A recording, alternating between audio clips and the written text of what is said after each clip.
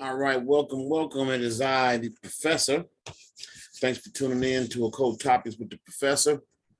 What I have right quick is another lightweight unboxing. So we're gonna get right to it. This time only one book. I did an unboxing last night. I think it was like 4 books. Those I had gotten over the course of like 7 to 10 days. And I have one more here, which I'll be honest, I'm not certain what it is. I don't think this is an Amazon tell from the package. So most likely this would be thriftbooks.com or ade.com. So let's get down to the good part.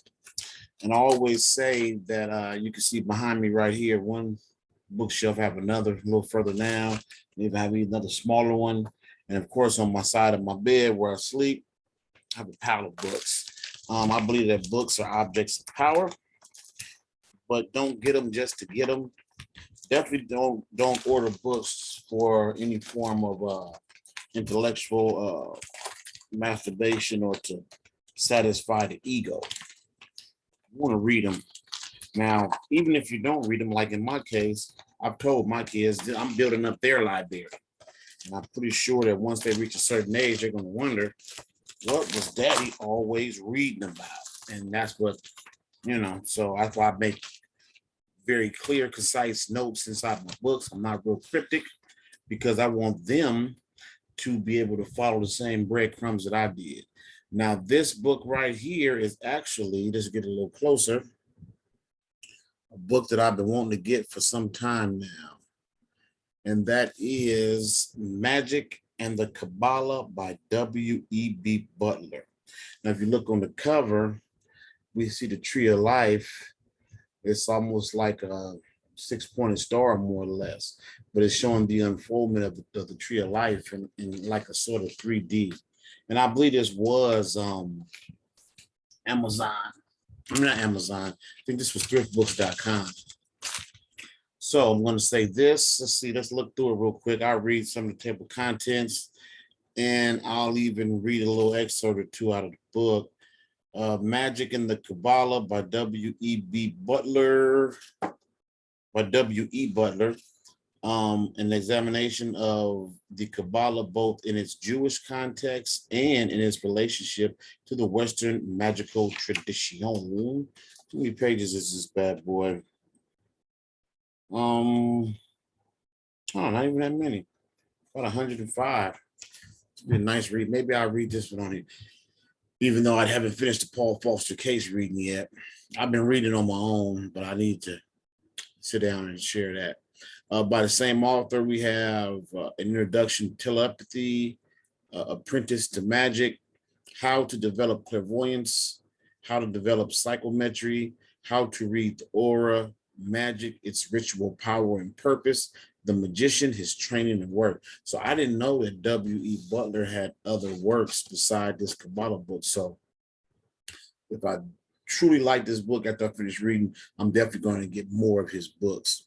Of course, he has a preface, a general introduction. Chapter 1 is a general introduction. Chapter 2, psychism, illumination, and seership. Chapter 3, the astral plane, modern psychology, direct experience.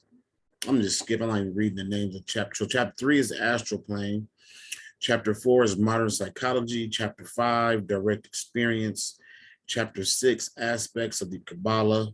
Chapter 7, the tree of life. Chapter 8, the 4 worlds of the Qabalah. Chapter 9, concerning Adam Catman. Chapter 10, concerning the veil. And then chapter 11, the new occultism. And then finally, he has his bibliography, which is what I think I'm going to jump straight to. Let me see, we listed under his bibliography. I think I'll probably definitely end up getting more of his books.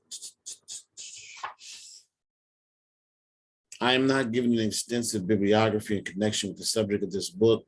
The published books dealing with it fall into 2 main classes: those written to attack the philosophy of Qabalah and those written to defend. The former are usually characterized by pedantic dry as dust approach, and the latter by credulous enthusiasm, which defeats its own ends. That's usually two poles that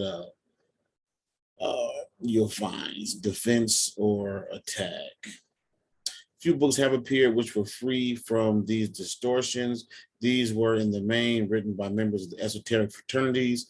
The first of these, in order of time and importance, of course, the Qabalah Unveiled, Qabalah Denuda by McGregor Mathers. It is still in print, and although in many respects it needs revision, it's still a very useful book. The second book, still in print, Mystical Qabalah by Dion Fortune. I have Mystical Qabalah by Dion Fortune, and I actually have Qabalah Denuda. And it should be in my Qabalah section. Oh, here it is. And I have Qabalah Denuda. Qabalah Unveiled by McGregor Mathers. Another Qabalah book by the infamous Aleister Crowley. I say infamous because he's mainly misunderstood or overhyped. He has some solid information. If you can cut out the gibberish. He also mentions a practical guide to occultism, a practical guide to occult symbolism. Oh, that's this. So his brief bibliography, I actually have 4 of them already. So yeah, I won't even have to worry about it. All right. So I want to say, if you haven't already, thank you for spending this time with me. Any questions? I'll definitely put this book in the description. I'll put several different places where you can get it from. Don't just rely on Amazon, especially if the price is too high. Do a little shopping around. If you haven't, like, subscribe, share.